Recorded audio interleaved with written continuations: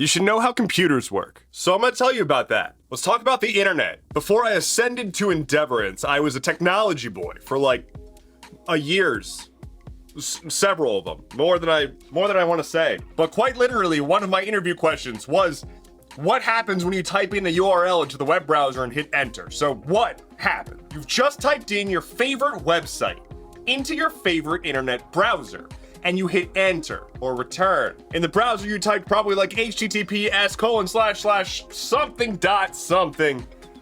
My favorite website. So you hit enter and it pulls up the website, right? That's how it goes. No, idiot. Your computer doesn't know where the website lives. You just told a name at your computer and you're like, get me that. And it's like, I don't know who this is. So your computer is like, hey, DNS, who dis? And it reaches out to DNS servers. The DNS stands for Domain Name System, I think.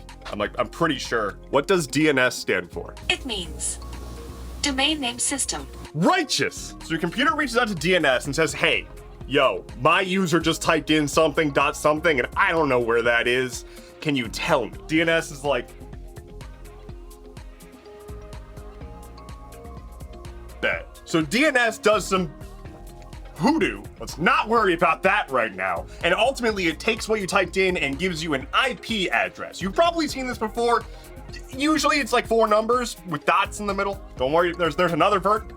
Don't worry about the let's just 4 numbers with dots in the middle. So your computer says, okay, I now have an IP address. That's it's like a mailing address, but for the internet. And so your computer goes out and says, hey, whoever's at this address, I'm trying to get some data. Now there is that HTTP that we talked about before, right? That stands for Hypertext Transfer Protocol. Real sexy. It is simply a standardized way for computers to talk to each other and exchange data. That's what this is. But it's specifically built for hypertext, which is what the internet uses, which is documents with links. That's what hypertext is, a document with links that you can click to other documents. Okay, so our computer has now started its loving relationship with a server that lives somewhere else and says, hey, give me your website. The server says, okay, here's some HTML. For those of you who didn't have MySpace or a GeoCities website, that stands for Hypertext Markup Language. And don't ever let someone tell you that HTML is not a programming language. They can suck it. Where was I?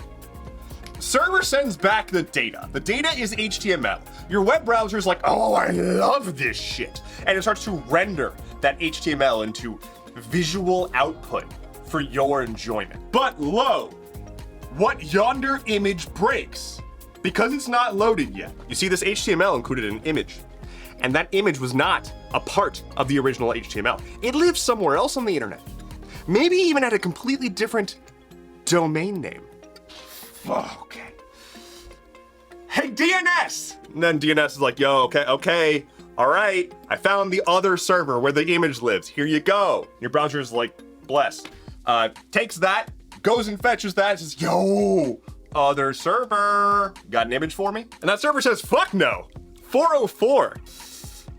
We've errored. A 404, which you're probably familiar with, is an HTTP error code. It is an agreed upon number that says, I couldn't find that. You've probably seen a bunch of these. You've probably seen 400, 401, 404, maybe a 500. 500's the bad one. 500 means that the server that you're trying to get stuff from shit the bed. But all right, let's change reality and let's say that instead of a 404, the other server was like, I got your image, here you go. So now my browser, it went to the one server, it got the HTML, and it goes to try to render out that page so I can click on things. But then there's that image, so it reached out to the other server and fetched that image, and now it put it onto my page alongside all of the rest of the document. Real swell. But what I didn't mention were the scripts. Because while that image was loading and while that document was rendering, my browser was informed by your website that it uses a whole bunch of extra scripts. Some from your domain, some from third parties. And so while my browser is trying to render all this out, it's also reaching out and downloading a whole bunch of other stuff in the background to support this beautiful, functional web page. Because HTML by default is generally just a static document. There are exceptions, but it is generally a static document. JavaScript is the thing that makes things happen on a web page. You've probably heard people berate JavaScript. Ignore them. It is 2024.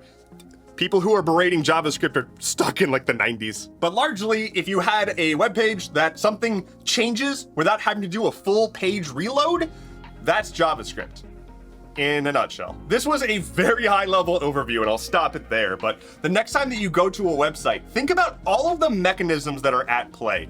I didn't even talk about how the network actually takes your data and routes it throughout the entirety of the internet to ensure that it lands at the correct server. There are hundreds, if not thousands, of machines between you and there, and it is working at the speed of light so that you can exhale a little bit of air out of your nose at a funny meme.